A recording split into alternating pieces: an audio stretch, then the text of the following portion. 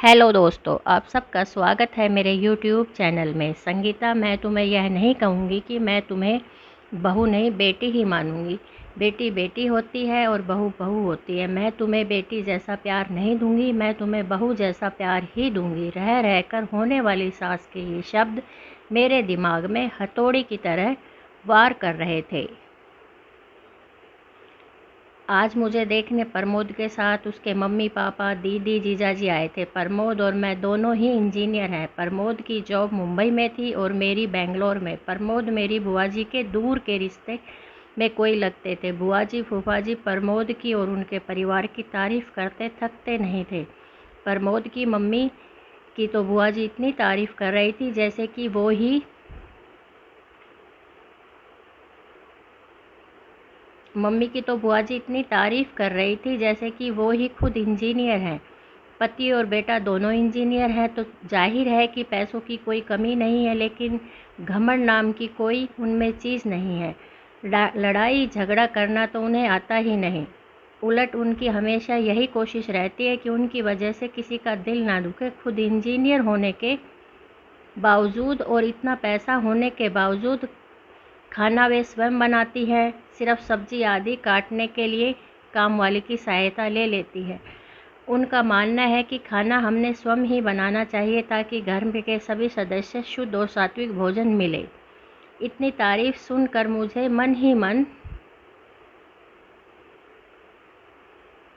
लग रहा था कि यदि यह संबंध हो जाता है तो मैं अपने आप को बहुत खुश नसीब समझूंगी, क्योंकि कहा जाता है कि न पति पत्नी के गुण मिलते हैं, लेकिन सास बहू के गुण भी मिलना चाहिए, तभी वैवाहिक जीवन सुखी रहता है। यही सोचकर मैंने ही मन खुश हो रही थी कि मुझे बहुत अच्छी सास मिलने वाली है।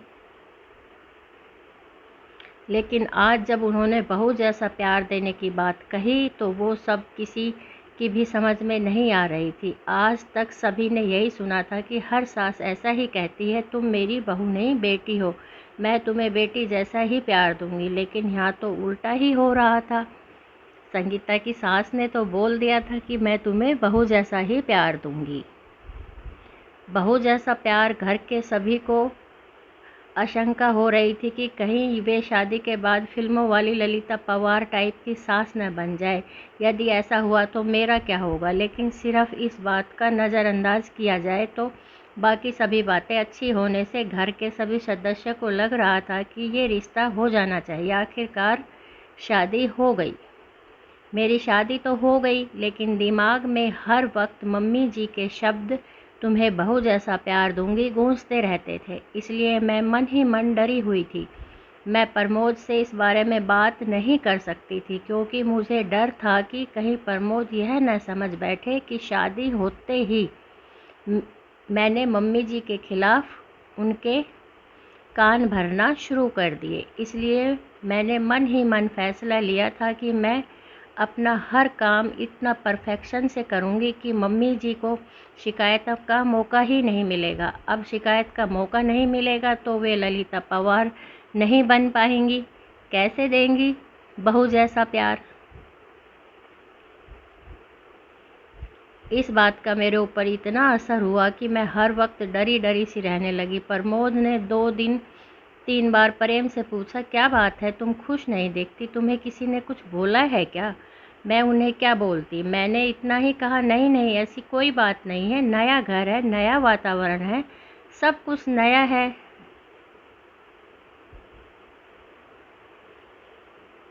नया होने से शायद मैं अपने आप को एडजस्ट नहीं कर पा रही हूँ। धीरे धीरे सब ठीक हो जाएगा। मम्मी जी पापा जी भी मेरा बहुत ख्याल रखते हैं, हर वक्त बहुत प्यार से पेश आते हैं, लेकिन मेरे मन में बहू जैसे प्यार की गांठ बैठ चुकी थी, वो निकल नहीं पा रही थी।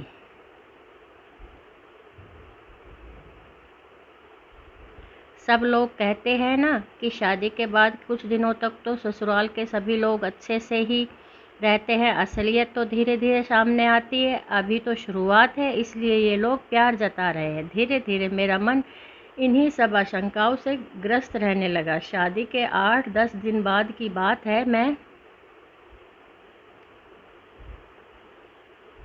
चाय बनाने के लिए दूध के गंज से जग से 3 लीटर दूध था तो में से दूध निकालने लगी तो न जाने कैसे क्या मेरे हाथ से संडासी से बराबर पकड़ी नहीं गई और जग हाथ से छूट गया। पूरा का पूरा गरम गरम दूध नीचे गिर गया।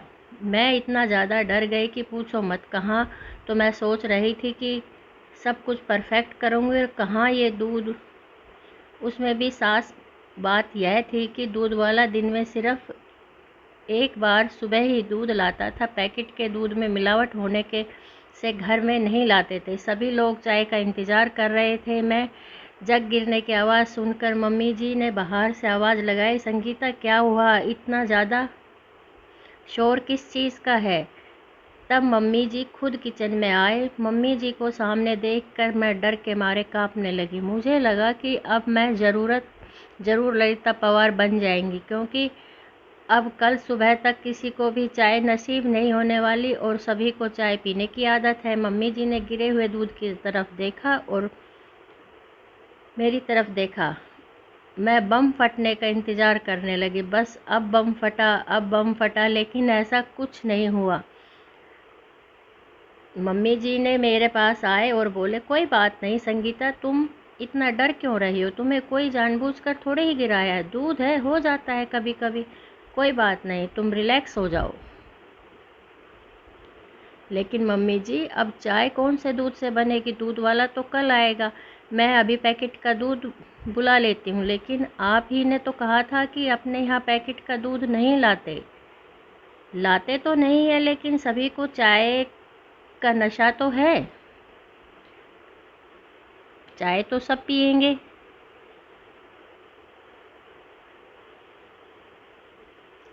चाय के बिना नहीं रहेंगे, इसलिए इमरजेंसी में एक आध बार चलता है पैकेट का दूध। हम लोग ऑफिस में चाय पीते हैं ना, वहाँ कौन सा दूध का उपयोग किया जाता है। हमें पता चलता है ऑफिस में हमारी मजबूरी है, लेकिन घर में जहाँ तक संभव हो सके दृष्टिकोण भी अच्छा रहता है।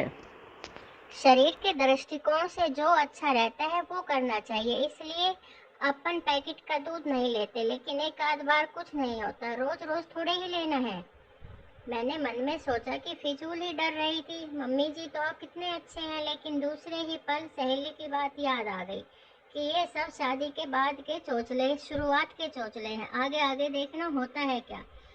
यह बात याद आते ही से फिर मन डर में गया। दो एक बार इसी तरह से छोटी छोटी गलतियां हुई, लेकिन मम्मी जी ने मुझे बड़े प्यार से ही समझाया।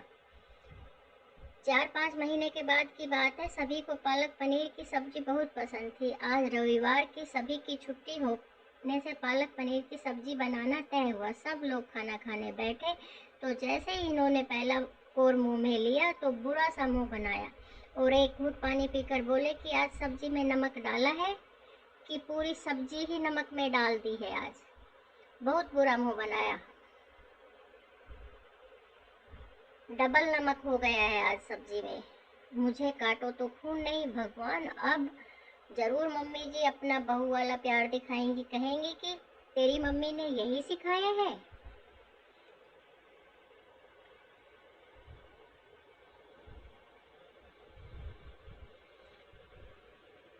पढ़ लिख कर नौकरी कर रही है, इसका ये मतलब नहीं है कि तुम्हें सब्जी बनाना भी नहीं आना चाहिए। तुम्हारी माँ ने तो कहा था कि मेरी बेटी को सब आता है, फिर ये है क्या है। मैं ये सब सोच ही रही थी कि इतने में मम्मी जी ने मुझे जोर से झंझोड़ा। संगीता, संगीता, ओ संगीता, क्या हुआ, तुम कांप क्यों रही हो, रो क्यों रही हो।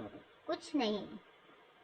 सॉरी मम्मी जी, मालूम नहीं आज डबल नमक कैसे गिर गया। सब लोग खाना कैसे खाएंगे। कोई बात नहीं, बाहर से मंगवा लेंगे, सास ने कहा। दोपहर में जब मैं और मम्मी जी अकेले थे तब वो बोली, शादी हुई है तभी से देख रही हूँ तुम फ्री नहीं लग रही हो। ऐसा लगता है कि कहीं खोई खोई सी, डरी डरी सी लगती हो। क्या बात है, यदि तुम मुझे नहीं बताओगे तो इस समस्या का निदान कैसे कर पाएंगे।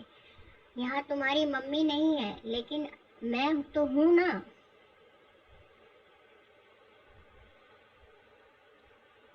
तो तुम मुझे अपने मन की हर बात कर सकती हो।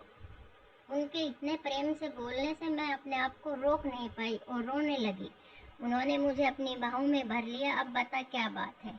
मम्मी जी, जब आप मुझे देखने आए थे तो आपने कहा था ना कि आप मुझे बेटी जैसा नहीं बहू जैसा प्यार करेंगी। हाँ, कहा तो था। बहू जैसा भी कोई प्यार होता है क्या? बहू की छोटी से छोटी गलती पर भी उसे इतना प्रताड़ित किया जाता है कि मानो उससे बहुत बड़ा गुनाह हो गया हो। इसलिए मुझे लगा कि आप मेरी छोटी से छोटी गलती पर भी महाभारत रचेंगी।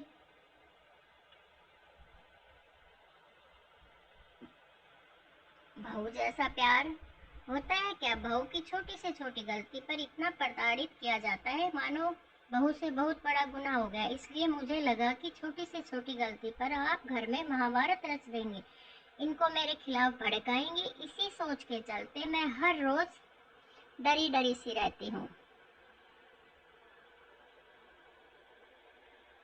वक्त डरती रहती हूँ कि मुझसे कोई गलती नहीं होनी चाहिए, मुझ पर नाराज होकर आप कोई मौका नहीं मिलना चाहिए। सच बताऊँ तो आज तक मुझसे जो भी गलतियाँ हुई कि मैं इतनी घबराहट से चलते हुए, लेकिन मेरी एक बात समझ में नहीं आई, बहू जैसा प्यार करूँगी ऐसा कहने पर भी आपने आज तक अपना सासूपना नहीं दिखाया।